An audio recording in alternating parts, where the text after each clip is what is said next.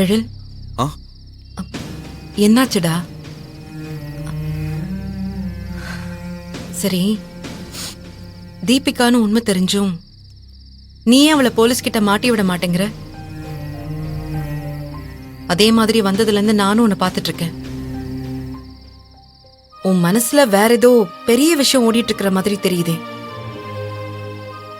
அதை என்கிட்ட சொல்லக்கூடாதுன்னு மறைக்கிறேன். என்னாச்சு? உன்னை கடத்தினவங்கள பத்தி தெரிஞ்சும் நீ இவ்ளோ யோசிக்கிறன்னா அதுல வேற ஏதோ காரணம் இருக்குன்னு எனக்கு தோணுது. எழில், நான் உன்கிட்ட தான் பேசிட்டு இருக்கேன். ஒண்ணும் இல்ல. சொல்ல மாட்டியா எழில்? உன்னை வேற ஏதோ விஷயம் ரொம்ப பாதிச்சிருக்கு. நீ அமைதியா இருக்கிறதுக்கும் இப்படி கண் கலங்குறதுக்கு பின்னாடி வேற ஏதோ காரணம் இருக்குன்னு எனக்கு தோணுது. தயவு செஞ்சு சொல்லுடா. எதனாலும் என்கிட்ட சொல்லு ப்ளீஸ். நீ இப்படி இருக்கிறத நினைச்சா எனக்கு பயமா இருக்கு. கயல், நாம் 2 பேரும் ஒண்ணு சேர்ந்துடக்கூடாது, ஒன்னா வாழ்ந்துடக்கூடாதுன்னு நினைச்சது வேற யாரும் இல்ல. எல்லாமே என் அம்மா தான்.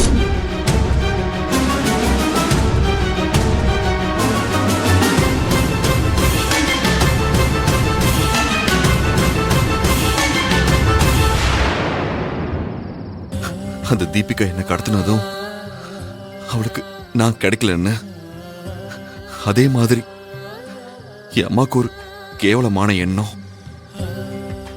நான் உனக்கு கிடைக்க கூடாது. அது மீறி நம்ம கல்யாணம் நடந்ததில்ல. அதுல ரொம்ப விரக்தியாகி உன்னையும் என்னையும் பிரிக்க போராடிட்டு இருக்காங்க.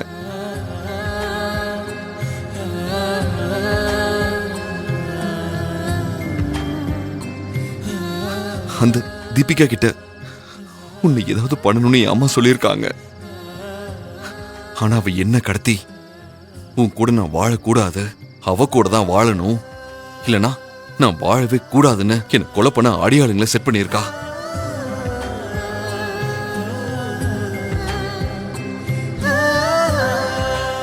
என் அம்மா உன்னை ஏத்துக்கிட்டாங்க, உன்னை மருமகளை நினைச்சு கொண்டாடுறாங்கன்னு நினைச்சல்ல, அது எதுவுமே இல்ல கயல்.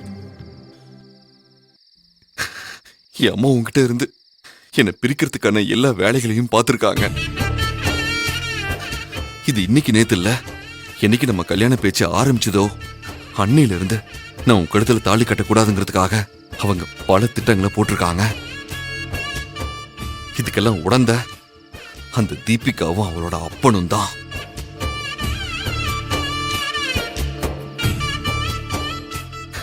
வேற யாராவது துரோகம் பண்ணாங்கன்னா அம்மா மடியில படுத்துக்கிட்டு எல்லாத்தையும் சொல்லி அழலாம். ஆனா எனக்கு என் அம்மாவை இப்படி ஒரு துரோகத்தை பண்ணிருக்காங்க. அப்படி நான் என்ன பாவம் பண்ண கயல்? நான் ஆசைப்பட்ட ஒரு பொண்ணை கல்யாணம் பண்ணிக்கணும்னு நினைச்சேன், கல்யாணமும் பண்ணிக்கிட்டேன். கல்யாணம் தான் நடந்துருச்சுன்னு அதை ஏத்துக்கிட்டு அவங்க அப்பா வச்சு மனசு மாறி இருக்கலாம்.